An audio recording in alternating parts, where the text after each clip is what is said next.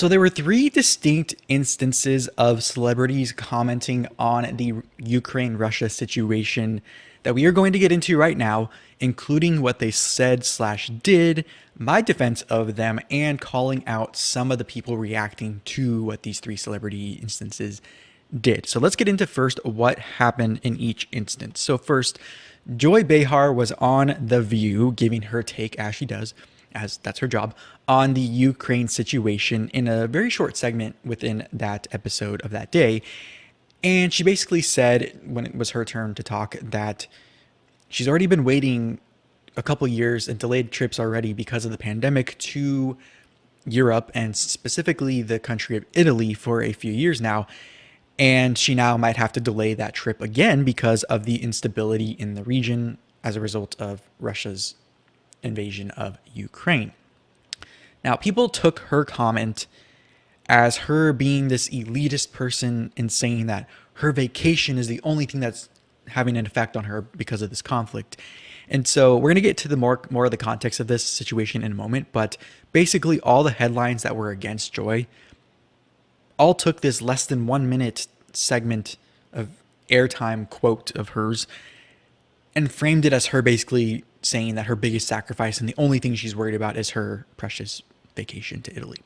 But we'll get into more of that in a second. But next was AnnaLynne McCord, who is an actress, activist, model, who penned and then emotionally recited a poem on her social media account, basically saying that she wishes she was Vladimir Putin's mother, who's the president of Russia, who is planning and gave the go-ahead for this attack on Ukraine, because she thinks her way of mothering, as opposed to Putin's mother, would have prevented him from becoming a person that would do such a thing as invading another country, or and what she described as an evil kind of dark power in the world.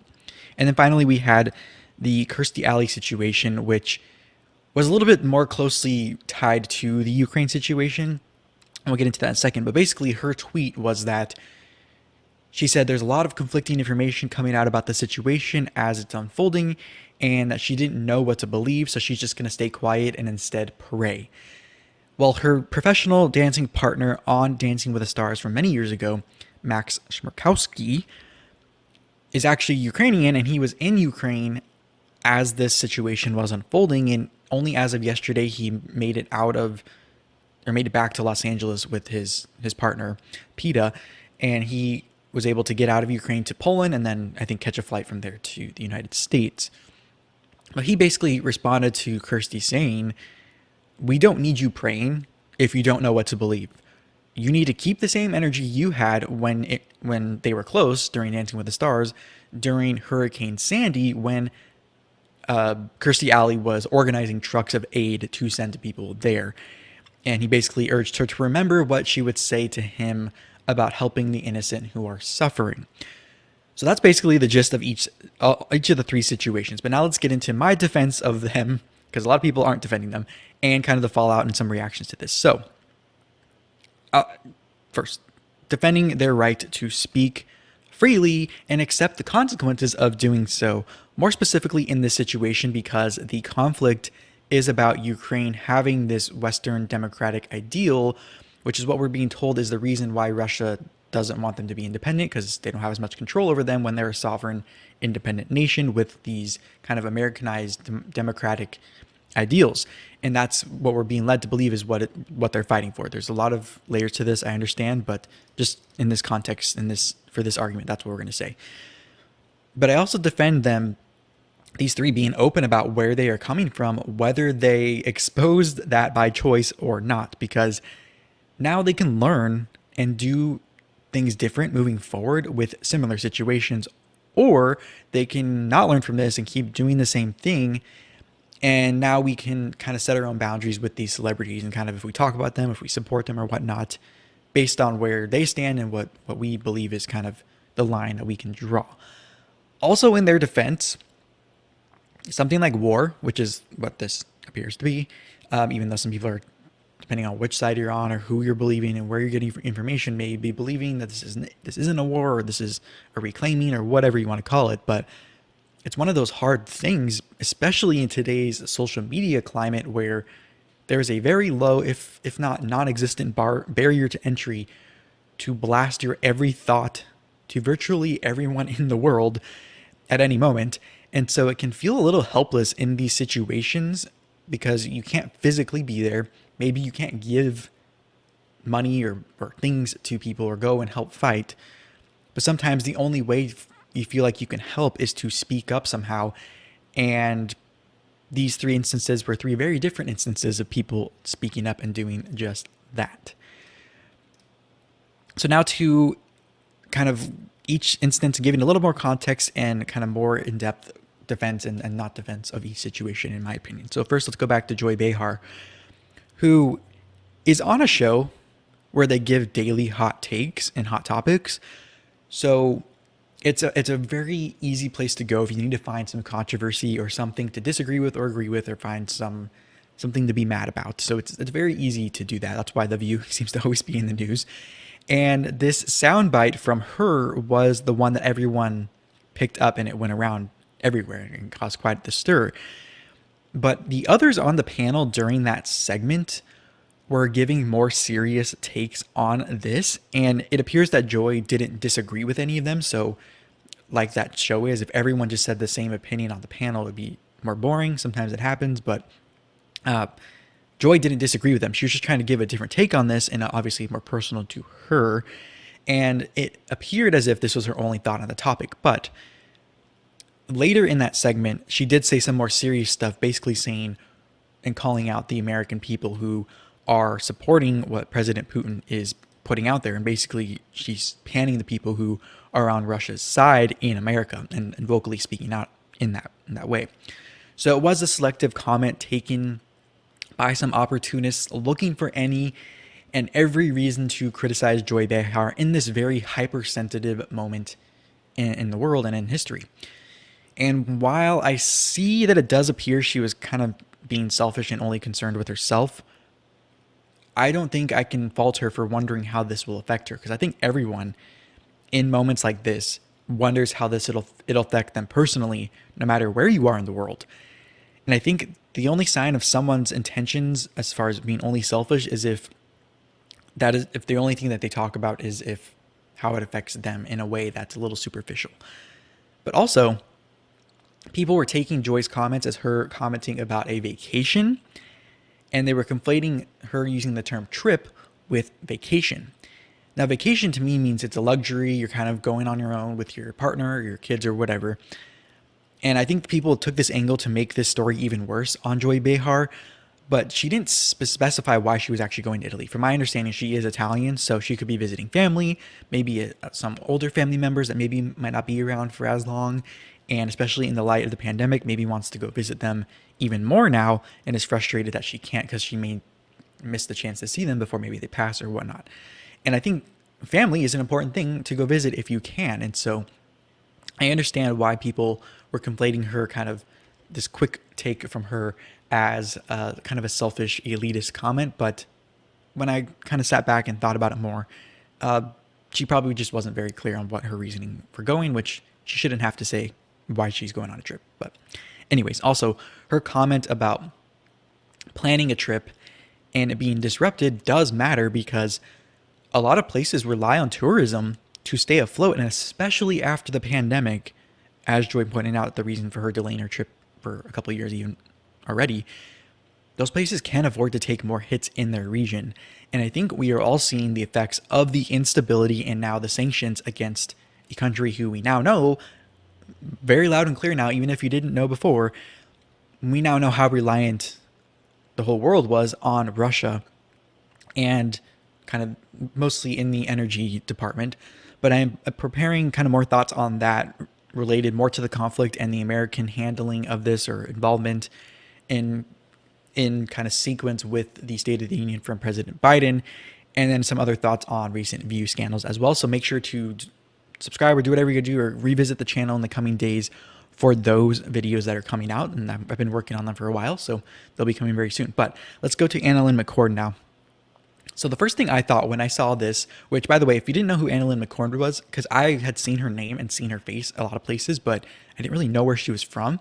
So she was on the show Nip Tuck and which I knew that show, but I'd never watched it. And then the 90210 revival on the CW a few years back. She's a model and she's an activist. But the first thing I thought when I saw the video of her reciting this poem and the reaction to it was, I was thinking, okay, this was her way of trying to help the situation, as I stated earlier, as far as some people think the only way they can help is just to say and speak up at something. But this clearly was not a way for her to make things worse. She wasn't trying to inflame or whatever the situation. But I also thought, well, not everyone has the means to help directly. But I came to find out upon further research that AnnaLynne is actually known for being an activism on top of her acting and modeling, and has done a lot of charitable work. So someone with a platform like hers and is known for charitable work clearly probably has some connections that the average person may not have, and clearly has a platform because this video gained a lot of attention and grabbed a lot of headlines. And so it didn't really fit my defense earlier a little bit of some people only having their voice to help. But she later then did an interview with BuzzFeed where she was trying to explain more of what she meant by this poem, that she was looking at it through her own lens of, under different circumstances, she may have been an evil power in the world, potentially like President Putin. And in that article, they then point out her past instances doing similar things that didn't get as much attention, but are now, in light of this recent comment, getting more attention, including her comments on the George Floyd killing by Officer Derek Chauvin, where she did a video in 2020 directed to President Trump at the time, where she said that she actually blames Officer Derek Chauvin's education and community for failing George Floyd. So this kind of further supports her critics saying that this was a selfish and attention-seeking ploy on her behalf. But I do think it may put people's attention on taking more serious the impact one has on children in general, because clearly it stays with people, or has the very high potential of staying with people for the rest of their life, potentially leading down a path of destruction. And in extreme cases, like this with President Putin, become a later in life head of state and act on some of their, what most people would consider kind of evil, really destructive, inhumane urges in them. So I think overall with AnnaLynne, the timing, delivery, and kind of this revisionist angle to her poem is what I think garnered the most criticism, preventing some of the most vocal critics of hers to be able to see past the raw and real message she was trying to say behind her poem. And we can argue that if you have to explain yourself in a poem or a piece of art after, then the point you were trying to make kind of fell flat the first time, or just let people think what they think and just leave it at that. So third, we are back to Kirstie Alley versus Maks Chmerkovskiy. So in this case, I do get that obviously war is a sensitive subject, which is why I get why Kirstie is saying, I don't know what to believe, so I'm not going to say anything. I'm just going to pray for whatever. She maybe should have been a little more clear on what she was praying about. And she's an American.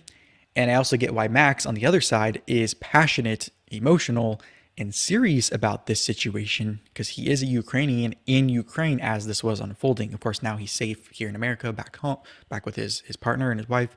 But I also thought, well, we can say Maks shouldn't really be spending his time fighting with Kirstie Alley on this issue, as he's in his own home country fighting for their sovereignty, because when this feud was going on, he was still inside the country. But we can also say him pointing out this feud is actually getting more attention on the situation. So it kind of works both ways. But it's not what he shouldn't be focused on what someone in the United States is saying. But if Ukraine is asking for help from the United States and other countries, then it probably is hurting his morale and others to see people with big platforms who get a lot of attention kind of bowing out of involvement or saying anything when they need as much support as possible.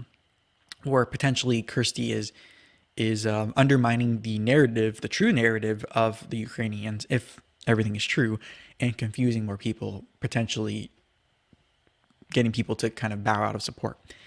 Now, It's also another thing if someone voted for someone or something directly contributing to the current situation, and I can see how that it feels helpless or like a betrayal. And in Kirstie's case, Max said this was a change of stance for Kirstie because of what they had talked about when they were both on Dancing with the Stars together. So I can imagine this change of stance by her, or at least moderating it, may have triggered him too as a kind of a perceived betrayal or abandonment in a time when he needed people the most. But also on the kind of, I don't want to say anything because I don't know what to say stance from Kirstie, is it better to say you'll say nothing going forward or just don't say anything? Because at least if she didn't say anything, maybe Max could give her the benefit of the doubt, or at least wouldn't have as much to go on to assume anything and kind of just let her be. But the fact that she said something without saying something kind of probably indicated to Max that she was following the situation but wasn't willing to like jump all the way in and help. I don't know. But one example supporting Kirstie's confusion in reporting of what's going on in this conflict is the story out of Snake Island in Ukraine, which the story goes, most people are saying the beginning part true, which is that there was a verbal interaction between Ukrainian troops on an island, which was approached by a Russian war boat. And basically the video and the tape that came out was the Ukrainians basically saying, "Go F yourself, Russian boat." But what is conflicting is what happened after that. Some are saying that the island and the troops on the island, the Ukrainian troops, were blown up by the Russians. And then others are saying the Russians actually captured those soldiers and now they're prisoners of war, basically. So there's kind of confusion on that part. So that's, I think, what kind of, I hope Kirstie was kind of saying, which is there's kind of these mixed messages coming out of everything because it's war and there's a lot of probably propaganda and a lot of morale building, trying to get morale building on certain sides. But then also what's interesting is Max was supposed to be in his home country fighting for his country while attacking someone in a country that you are supposed to be fighting for the same idea for your home country. So, and also, I think giving aid for a natural disaster versus a human-caused war are not exactly comparing apples to apples, but I think Max was right on the spot saying the principle that Kirstie had stated previously of helping innocent people who are hurting might be a more consistent message, and kind of go with that, keeping the same energy plea from Max to Kirstie. And I think it is different when it is your home country that is the one under attack and you're there and you're on the ground, which is, I think, why Kirstie was probably more apt to help with Hurricane Sandy relief. And Max is so passionate about this conflict with his home country of Ukraine. So, like I said before, Max has now left Ukraine. He went to Poland. Now he's back in the United States. He apparently, there was reports that he had been arrested somehow on his way out of the country. We don't really know what's going on with that, whether they arrested him because there's a lot of suspicion and a lot of stops going on and they just wanted to make sure he wasn't an enemy, or that he was leaving, being that he's supposed to be fighting age and staying in his country. I don't know, but we could question why Max is leaving if it is true men of a certain age are being forced to stay and fight in the country. Another point to Kirstie's point, which is the report was that certain people can't leave the country, but now we see Max, who might be in that group, leaving the country. But overall, some general thoughts on Ukraine and the ties from Ukrainian people to Hollywood and America. It's very interesting because over the years, Ukraine and Russia have been very much in the dialogue of Americans, whether it's related to impeachments of presidents or implications of future presidents or now presidents, or a lot of Hollywood people from America either having children or being in relationships with Ukrainian people. Maybe the ties to Ukraine, America, and Hollywood is not a coincidence because so many have ties there, but we'll have to see and kind of wait for this to play out a little more. But let me know what you think of all this. Anything to add wherever you were able to comment, and if you saw any other celebrity reactions that caught your eye, that maybe I'll do a part 2 or 3 on this because this conflict is not going anywhere anytime soon. But make sure if you are watching this as a YouTube segment standalone video to tap or click the screen next to me for more related videos to this, or head to the description box on YouTube to get some more content related to this type of thing.